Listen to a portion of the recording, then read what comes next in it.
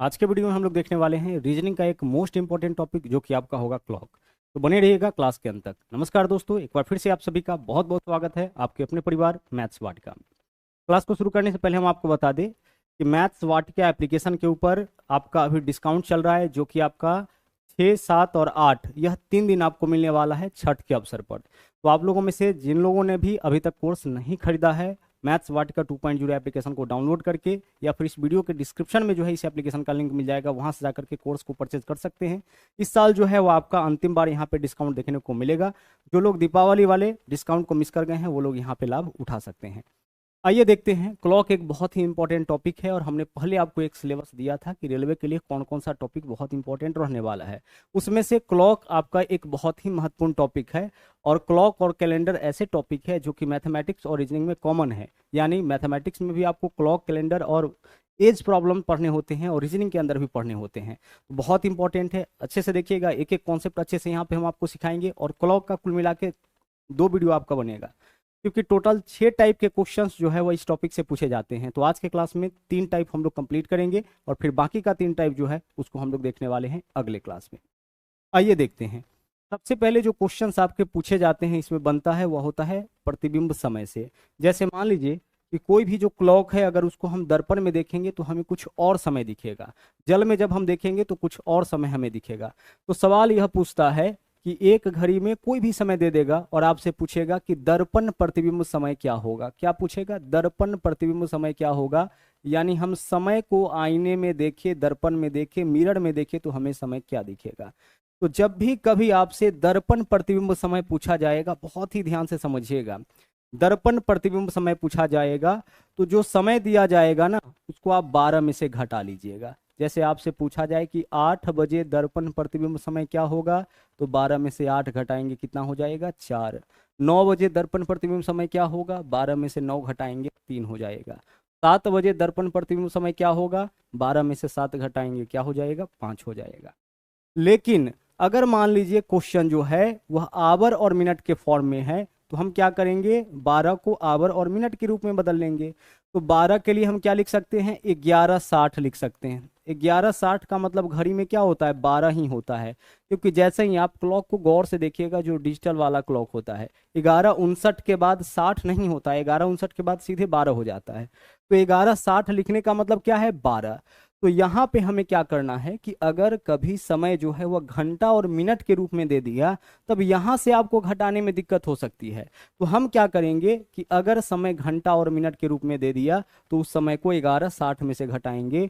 जैसे 4:20 में दर्पण प्रतिबिंब समय क्या होगा, तो 4:20 को हम कहाँ से घटाएंगे? 11:60 में से घटाएंगे। 12 ही है, लेकिन चूंकि समय आपका आवर और मिनट के रूप में दे रखा है, इस वजह से इसमें से घटाने में हमें दिक्कत होगी। तो हम इसके लिए क्या कर लिए? इसका यूज कर लेंगे। आगे देख लीजिए। अब मान लीजिए कभी क्वेश्चन में समय जो है वह आवर, मिनट और सेकेंड तीनों फॉर्म में दे दिया, तो हम क्या करेंगे कि जो समय दिया जाएगा उसको 11, 59 और 60 में से घटा लेंगे। अगर गौर से देखिएगा तो पता चलेगा कि यह भी क्या है? यह भी आपका 12 है, क्योंकि जैसे यह 60 होगा यह 60 हो जाएगा, और 60 होगा तो क्या हो जाएगा? यह 12 होगा। तो तीनों का तीनों जो समय है वो आपका 12 ही है। आपकी सुविधा के लिए इस तरीके से लिखा गया है कि अगर समय आपका केवल आवर के फॉर्म में है तो हम इस 12 में से घटाएंगे। समय अगर आपका आवर और मिनट के फॉर्म में है तो हम इस वाले में से घटाएंगे।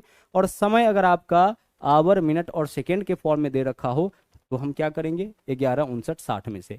जैसे हम आपसे कहे कि 7:20 और 10 सेकेंड में एक घड़ी में यह समय दिख रहा है, दर्पण में देखेंगे तो हमें समय क्या दिखेगा? तो जब भी दर्पण वाला समय निकालना होगा तो 12 में से घटाएंगे। लेकिन 12 के किस फॉर्म में से घटाना आपके लिए आसान होगा? सर, इस वाले में से, क्योंकि क्वेश्चन जो है आवर, मिनट, सेकेंड के रूप में दिया है, तो हम लोग यहाँ से आवर, मिनट, सेकेंड वाला चुनेंगे। यानी जो समय दे रखा है उसको 11, 59 और कहाँ से घटा लेंगे? 60 से घटा लेंगे। घटाइए इसको, देखिए क्या वैल्यू आता है। 60 में से 10 घटाइएगा, यहाँ 50 हो जाएगा। 59 में से 20 घटाइएगा, 39 होगा। और 11 में से 7 घटाइएगा, क्या होगा? 4। यानी 4:39 और 50 सेकंड का समय हमें दिखेगा। कब?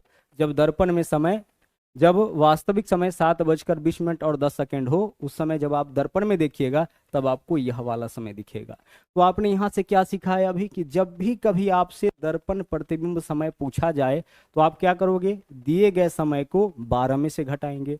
अब बोलोगे 12 में से 12 के कौन से फॉर्म में, तो समय आवर के रूप में दिया हो तो 12 में से, आवर मिनट के रूप में तो 11:60 में से, और अगर समय इस तरीके से आवर मिनट और सेकंड के रूप में तो 11:59:60 में से। छोटी सी बात है, उम्मीद करते हैं कि समझ में आ गया होगा। ठीक है, आगे चलते हैं। अब क्वेश्चन जो है आपका दर्पण से ही नहीं पूछता है, जल प्रतिबिंब समय भी आपसे पूछा जाता है कि जल में देखने पर क्या समय हमें दिखेगा, है ना। जल में देखने पर दोनों जगह प्रतिबिंब आपका बनता है, और आगे चल के रीजनिंग के अंदर जो है वो वाटर इमेज और मिरर इमेज के भी क्वेश्चंस को हम लोग को करने होते हैं।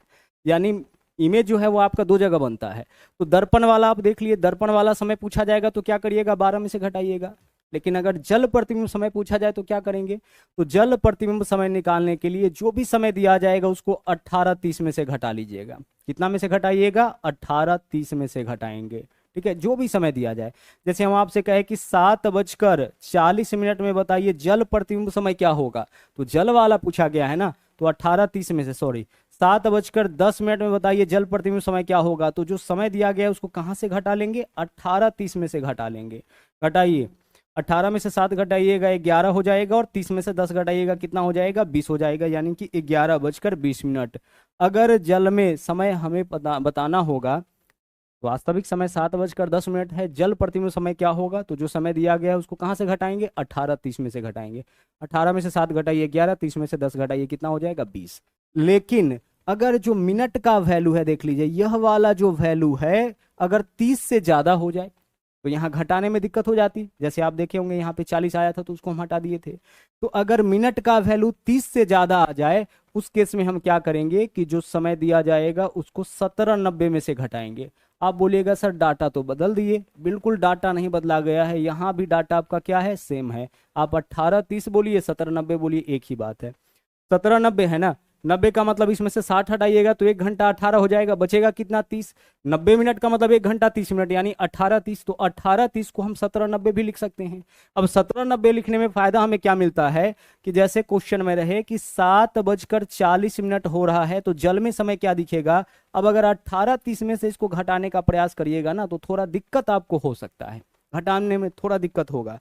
तो इससे बचने के लिए 18:30 के बदले हम क्या यूज कर लेंगे, हम यहाँ पे यूज कर लेंगे 17:90। क्या यूज करेंगे, 17:90 यूज करेंगे। 17:90 में से घटाइए, 90 में से 40 घटाइए कितना हो जाएगा, 50, और 17 में से 7 घटाइए कितना होगा, 10। तो आंसर हो जाएगा 10 बजकर कितना, 10:50। तो समझ पा रहे होंगे कि कब आपको 17:90 में से घटाना है और कब 18:30 में से। जल प्रतिबिंब समय पूछे तो 18:30 या 17:90 में से। 18:30 में से कब घटाएंगे, जब मिनट का वैल्यू 30 या 30 से कम हो, 30 तक चलेगा क्योंकि 30 से बड़ा होगा तभी तो इसमें से नहीं घटेगा। और 17:90 में से कब घटाएंगे, जब मिनट का वैल्यू जो है, जो मिनट का वैल्यू है वह आपका 30 से ज्यादा, जैसे मिनट 31, 32, 33, 34 इस तरीके से हो जाए तो हम 17:90 का उपयोग कर लेंगे। तो यहाँ से कुल मिला के बस इतना ही सीखे हैं आप कि दर्पण प्रतिबिंब समय निकालने के लिए हम दिए गए समय को क्या करेंगे, 12 में से घटाएंगे, और जल प्रतिबिंब समय निकालने के लिए हम दिए गए समय को 18:30 या 17:90 में से घटा लेंगे। क्लियर। चलिए अब जो कुछ क्वेश्चंस हैं यहाँ पे उसको हम लोग देख लेते हैं। सवाल देख लीजिए, आप फटाफट से बता सकते हैं। बोला है 7 बजे दर्पण प्रतिबिंब समय क्या होगा। 7 बजे तो देख लीजिए कहाँ से घटाइएगा, दर्पण प्रतिबिंब समय पूछा है तो 12 में से, तो 12 में से किसको घटाएंगे, 7 को घटाएंगे, क्योंकि 7 बजे पूछा है ना। बताइए क्या आंसर हो जाएगा, सर कोई दिक्कत नहीं है, हमारा आंसर हो जाएगा 5 बजे। क्या दिखेगा हमें, हमें 5 बजता हुआ दिखाई देगा।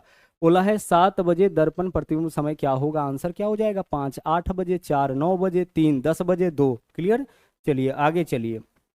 अब यहाँ है कि दर्पण में घड़ी के प्रतिबिंब में 11:40 दिखाई देता है तो सही समय है। देखिए दर्पण वाला समय देकर के सही समय पूछे या सही समय देकर के दर्पण वाला पूछे, एक ही बात है, ठीक है, कंफ्यूज मत करिएगा। तो इस बार क्या है, सही समय बताना है, दर्पण समय दे रखा है कितना है 11:40। तो दर्पण समय हमें बताना है तो हम क्या करेंगे, जो समय दिया गया उसको 11:60 में से घटाएंगे, चूंकि समय आवर और मिनट के रूप में है। यहाँ जो क्वेश्चन में समय दिया है वो किस फॉर्म में है, आवर और मिनट के फॉर्म में है, तो दिए गए समय को हम कहाँ से घटाएंगे, 11:60 में से। घटाइए, 60 में से 40 घटाइएगा कितना हो जाएगा, 20 हो जाएगा, और 11 में से 11 घटाइएगा 0। जब भी 0 आ जाए तो घड़ी में गौर से देखिएगा, जैसे ही 00 होता होगा ना, उस समय 12 बजता होगा। अब देखिएगा गौर से, 11:59 के बाद अचानक से क्या होता है, पूरा डिजिटल क्लॉक में पूरा 00 हो जाता है। तो 00 होने का मतलब 12, तो जैसे ही आवर 00 हो, इसका मतलब क्या लिख लेंगे, 12। तो 12 के बदले हम 0 लिख सकते हैं, तो कभी जरूरत पड़ेगा ना तो 12 के बदले 0 भी हम लोग लिखेंगे। तो हमारा आंसर क्या हो जाएगा, 00 बज के तो बजेगा नहीं, यानी 12:20। आंसर विकल्प ए। इन बातों का भी आप ध्यान रखिएगा। 11:60 में से जब 11:40 को घटाएंगे तो 0:20 आया, 0 आने का मतलब 12:20 हमारा आंसर हो जाएगा। 0 आने का मतलब 12:20। क्लियर। अगर हम आपसे कहे कि 11:10 में बताइए दर्पण में समय क्या दिखेगा, तो जो समय दिया गया है उसको कहाँ से घटाएंगे, 11:60 में से तो घटाएंगे ना। घटाइए, 60 में से 10 घटाइएगा कितना हो जाएगा, 50। और यहाँ 11 में से 11 घटाइएगा कितना हो जाएगा, 0। 0 का मतलब 12, यानी 12:50 हमारा यहाँ पे आंसर हो जाएगा। इसको घटाइएगा तो कितना आ जाएगा, इसको घटाइएगा तो 0 आ जाएगा। 0 के बदले क्या लेना है, 0 के बदले 12 आपको ले लेना है। क्लियर। चलिए बढ़ते हैं आगे। अगला क्वेश्चन, दर्पण में घड़ी के प्रतिबिंब में 12:50 दिखाई दे रहा है, तो सही समय क्या होगा। वही सब क्वेश्चंस आपके सामने लाए जा रहे हैं जो आपको दिक्कत दे सकता है। क्या है, 12:50 दिखाई देता है तो सही समय। दर्पण समय जब भी पूछा जाए, दिए गए समय को हम क्या करते हैं, 11:60 में से घटाते हैं। तो 11:60 में से आपको क्या घटाना है, 12:50, क्योंकि यही समय दिया गया है। जो भी समय दिया जाए उसको कहाँ से घटाते हैं, 12 में से घटाते हैं। तो 12 में से इसको घटा लीजिए, 60 में से 50 घटाइएगा कितना हो जाएगा, 10। और इधर देख लीजिए, क्या 11 में से 12 घटेगा, नहीं घटेगा। तो आप 12 के बदले क्या ले सकते हैं, 12 के बदले 0 ले सकते हैं। इसलिए क्वेश्चन में 0 के बदले 12 लिखे थे, तो इस बार 12 के बदले 0, क्योंकि 11 में से 12 घटेगा नहीं, तो 12 की जगह 0 ले लिए।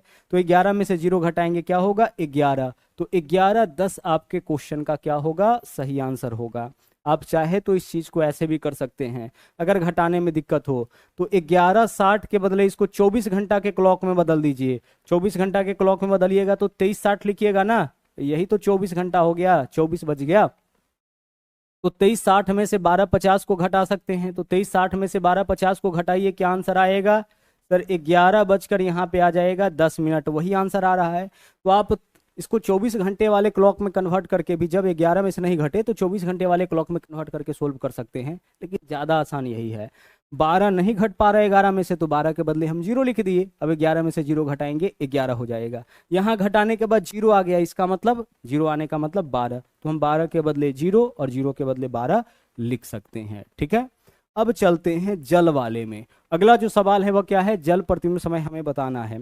वास्तविक समय क्या है, 7:20। जल में क्या होता है, जल प्रतिबिंब समय जब भी निकालना होगा तो दिए गए समय को 18:30 या 17:90 में से घटाइए। 18:30 में से कब, जब मिनट का वैल्यू आपका 30 से कम हो। तो 30 से कम है तो 18:30 में से घटा लीजिए। घटाइए, यहाँ पे देखिए 30 में से 20 घटाइएगा 10 हो जाएगा, और 18 में से 7 घटाइएगा 11। 11:10 आपके क्वेश्चन का यहाँ पे राइट आंसर हो जाएगा। क्या होगा आंसर, 11:10।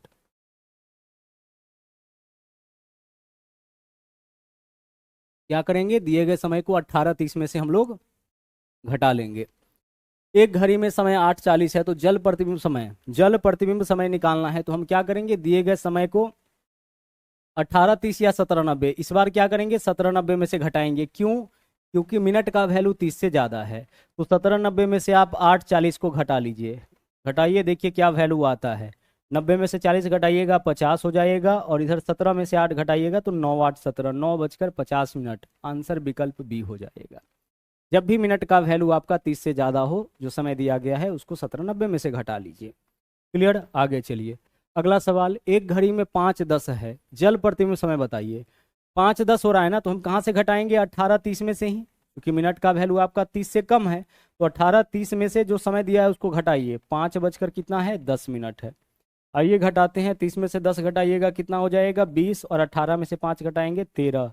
13:20 का मतलब क्या हुआ, 13:20। अगर 24 घंटे वाले में 13:20 है, यानी 1:20। क्या होगा, 1:20।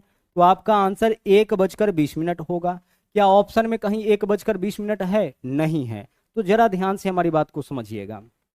देखिए आंसर हमारा क्या आया, 13:20। तो 13:20 आपका 24 घंटे वाले क्लॉक में, इसको अगर 12 घंटे वाले क्लॉक में बदलेंगे तो क्या होगा, 12 घटा लीजिए तो 1:20 हो जाएगा। तो 1:20 हमारा आंसर होना चाहिए। लेकिन ऑप्शन में 1 20 नहीं है। तो जब ऑप्शन में 1 20 ना हो, ठीक है, जल प्रतिबिंब वाले क्वेश्चन में जो आपने आंसर निकाला अगर वो ऑप्शन में नहीं है तो इससे 1 घंटा कम वाला भी आपका आंसर हो सकता है। तो 1 20 से 1 घंटा कम क्या हो जाएगा, 12 20। तो आंसर हम लोग क्या चुनेंगे, 12 20 चुनेंगे। यानी इस क्वेश्चन का जो आंसर बनता है ना वो आपका 1 20 भी हो सकता है और 12 20 भी हो सकता है, 1 घंटा कम वाला भी। क्योंकि जल वाले में, दर्पण वाले में एग्जैक्ट प्रतिबिंब हमें दिखता है, लेकिन जल वाले में अनुमानित समय दिखता है।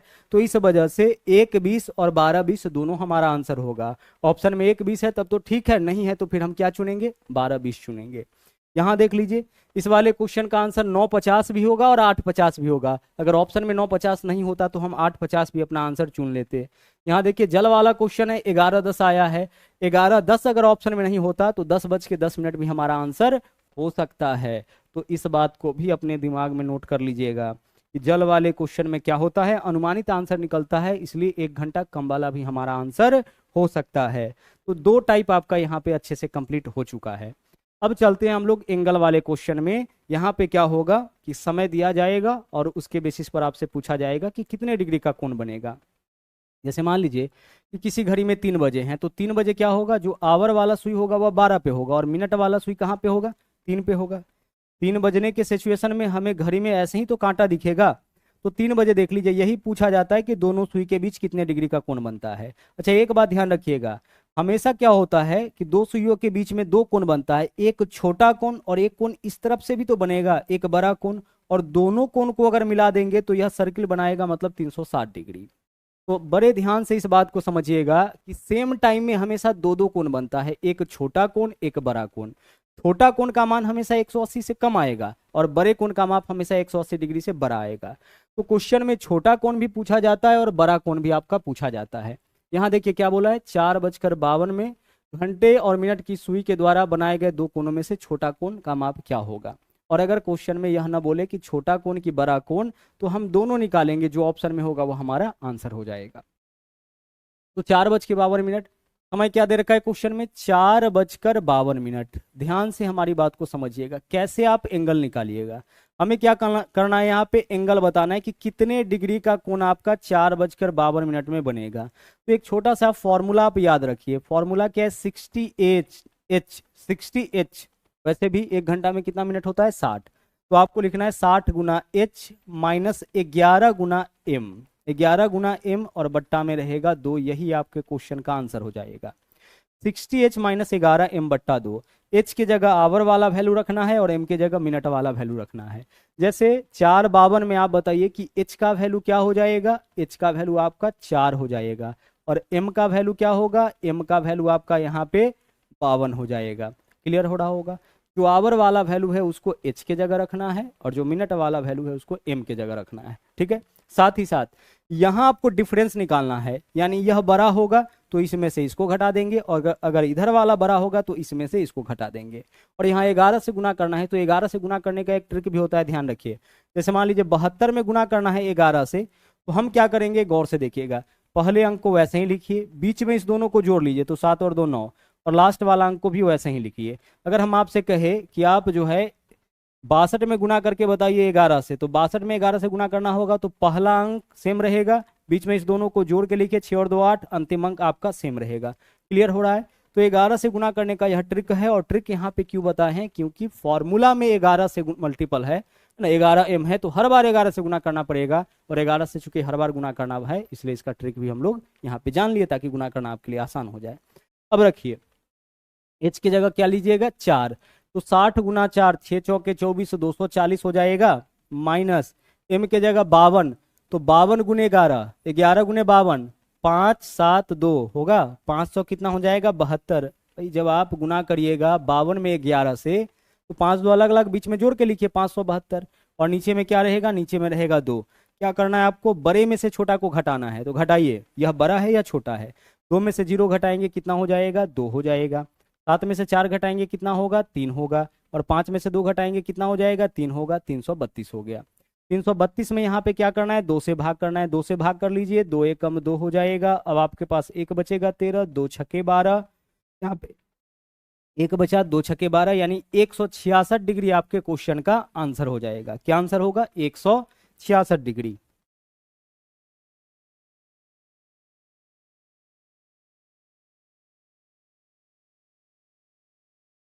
60H माइनस 11m/2 इस फॉर्मूला का उपयोग करना है और दनादन अपना आंसर यहाँ पे निकाल लेना है।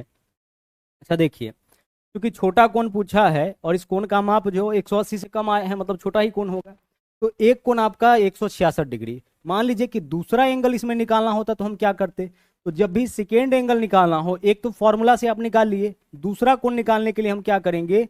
इसी 166 को 360 में से घटा लेंगे, यानी कि 360 माइनस 166।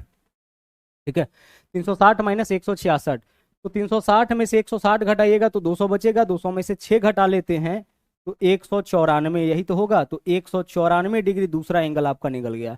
एक एंगल हम लोग कैसे निकालेंगे? एक एंगल इस फॉर्मूला से निकालेंगे और दूसरा एंगल कैसे निकालेंगे? दूसरा एंगल 360 में से घटा करके निकालेंगे। आप देख पा रहे होंगे कि पूरा सर्किल बनाता है। तो एक एंगल फॉर्मूला से, दूसरा एंगल आपका कहाँ से निकलेगा? दूसरा एंगल आपका 360 में से घटाने पे निकलेगा। 360 में से घटाए 194। अगर बड़े कोण का माप पूछता तो 194 आंसर, छोटा कोण पूछा है तो 166 आंसर। आगे बढ़िए, अगले क्वेश्चन में आइए। 5:49 में घड़ी के घंटे और मिनट के सुई के बीच बनने वाले दो कोणों में से छोटे कोण का मान बताइए। आप बताइए फॉर्मूला क्या है? 60H, तो 60 गुने 5 कितना हो जाएगा? 300 माइनस 11M, तो 11 में इससे गुना करिए तो 9 हो जाएगा। 9 4 13, 3 हासिल 1, 4 और 1 5, 539, और नीचे में क्या रहेगा? 2। इतना ही काम तो आपको करना है। हमने फॉर्मूला आपको क्या बताया? फॉर्मूला है आपका 60H माइनस 11M, और नीचे में क्या रहेगा? नीचे में 2 रहेगा। H का वैल्यू क्वेश्चन में दे रखा है 549, तो H का वैल्यू 5, और M की जगह क्या रखेंगे? 49। 49 में 11 से गुना करना है, तो 11 से गुना करने का देखिए तरीका क्या है। पहला अंक वैसे ही रहने दीजिए, अब इन दोनों को जोड़िए। 9 4 13, 3 हासिल 1 आ गया। अंतिम अंक वैसे ही लिखना है, चूंकि हासिल है इसलिए इसको इसमें जोड़ दिए 539। अब 300 माइनस 539 है, जो बड़ा है उसमें से छोटा घटाइए, तो 539 में से 300 घटाइएगा 239 हो जाएगा, और 239 में जब आप 2 से भाग करिएगा तो 2 एकम 2 हो जाएगा। यहाँ पे फिर से 2 एकम 2, 1 बचेगा 19, 2 9 18.5 ही हमेशा आएगा, चूंकि 2 से भाग कर रहे हैं। तो 119.5 क्या होगा? दो कोनों में से छोटे कोण का माप। अब यहाँ छोटे कोण का माप पूछा है तो यही हमारा आंसर होगा। देख के भी पता चल रहा है 180 से कम वाला वैल्यू जो होता है वो छोटा कोण ही होता है। दूसरे कोण का माप अगर निकालना होगा तो कैसे निकालते? सर दूसरे कोण का माप अगर निकालना होता तो इसको 360 में से हम लोग घटा लेते। 360 में से घटाने के बाद जो वैल्यू आता वह क्या होता? वह आपका दूसरा एंगल होता। और दूसरा एंगल यानी बड़ा कोण पूछा जाता तब हम ऐसा करते। यहाँ छोटा कोण पूछा गया, हमें इस तरह से कुछ भी करने की आवश्यकता नहीं है। अगला देखिए, 8 बजे घड़ी के दोनों सुइयों के बीच बनने वाले कोण का माप। अब गौर से देखिएगा, फॉर्मूला क्या है हमारा? सर फॉर्मूला है 60H माइनस 11M, नीचे में क्या रहेगा? 2, यही तो फॉर्मूला है। तो अगर क्वेश्चन इस तरीके से है 8 बजे, ठीक है, तो यहाँ मिनट का वैल्यू क्या हो जाएगा? 0।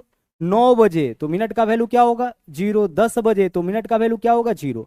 तो जब मिनट के जगह 0 रखेंगे तो यह पूरा पार्ट 0 हो जाएगा, तो 60H/2 ही बचा। अब 2 से अगर हम इसको काट लेंगे तो क्या बचा? 30H। कहने का मतलब यह है कि अगर मिनट का वैल्यू 0 हो, यानी 8 बजे, 9 बजे, 10 बजे, इस तरह से, तो हमारा आंसर सीधे क्या होगा? 30 गुना H, यानी 30 गुने जो आवर वाला समय है।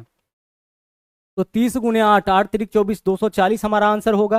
लेकिन क्या पूछा है? घड़ी में सुइयों के बीच बने दो कोनों में से, अच्छा छोटा या बड़ा नहीं पूछा है, तो एक कोण हमारा क्या हो जाएगा? एक कोण हमारा हो जाएगा 30 गुने 8, यानी कि 8 3 24, 240 डिग्री। और दूसरे कोण का माप क्या होगा? एक कोण तो आपका यहां से निकल गया, दूसरा कोण कैसे निकालेंगे? 360 में से घटा करके। तो 360 में से जो एक एंगल 240 आया उसको घटाइए, 240 डिग्री घटा लीजिए, क्या आ रहा है आपका? 120 डिग्री। क्वेश्चन में क्या पूछा है? बड़ा कोण की छोटा कोण? सर इसमें न तो बड़ा कोण बोला है न ही छोटा कोण। 8 बजे घड़ी के दोनों सुइयों के बीच बनने वाले कोण का माप बताइए। तो जब यह ना बोले कि बड़ा या छोटा, तो हम अपना आंसर, और ऑप्शन में दोनों दिया जाए तो छोटा वाला अपना आंसर चुनेंगे, यानी इस क्वेश्चन का आंसर हो जाएगा 120 डिग्री। दो बातें यहाँ पे आप समझें। पहला कि समय जो है अगर केवल आवर के रूप में दिया जाए तो 30 से गुना करिएगा, एंगल निकल जाएगा। जैसे 8 बजे तो 30 गुने 8, 9 बजे तो 30 गुने 9, 4 बजे तो 30 गुने 4, 5 बजे तो 30 गुने 5, 6 बजे तो 30 गुने 6, 180 डिग्री। क्लियर? अब एक कोण तो ऐसे निकलता है, दूसरा कोण 360 में से घटा करके, तो दो कोण यहाँ पे है 240 120, और संयोग से ऑप्शन में 240 भी है और 120 भी है, और ऑप्शन में बोला नहीं है कि हमें बड़ा कोण चाहिए कि छोटा कोण। बड़ा कोण बोलता तो 240, छोटा कोण तो 120, कुछ नहीं बोला है। तो जब कुछ ना बोले और दोनों ऑप्शन में हो तो हम किसको चुनेंगे? हम छोटे वाले को चुनेंगे। आगे बढ़िए, अगला सवाल देखिए क्या है। 12:23 बजे घड़ी के दोनों सुइयों के बीच बनने वाले दो कोणों में से छोटे कोण का माप बताइए। अब 12:23 के लिए हम ऐसा तो कर सकते हैं 12:23। तो अगर हम यहाँ पे देख लीजिए 60h होता है ना, तो 12 के बदले अगर जीरो ले ले तो कोई दिक्कत नहीं।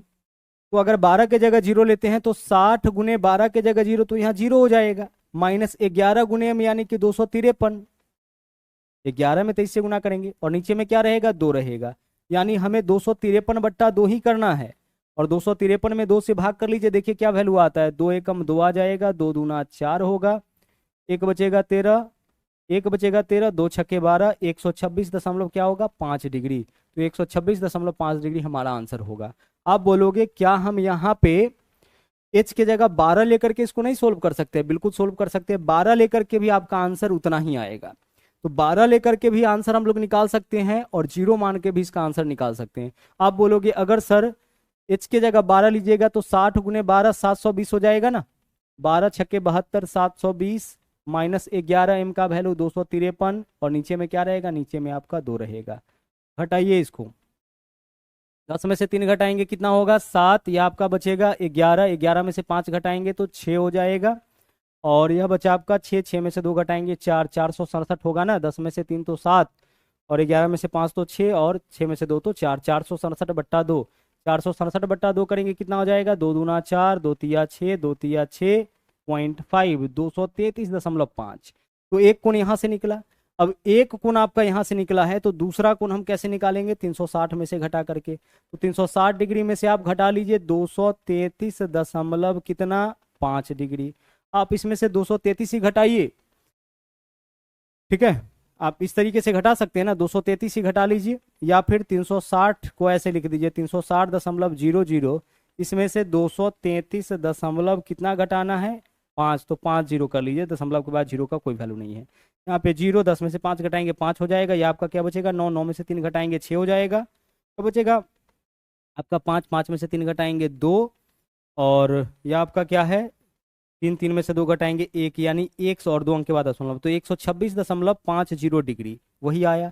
मतलब 126 दशमलव कितना? 126.5 डिग्री यह आपका यहाँ पे वैल्यू आया है, ठीक है। दशमलव के बाद एक ही जीरो देने पे हमारा काम यहाँ पे चल जाएगा, 2 जीरो देने की आवश्यकता नहीं है।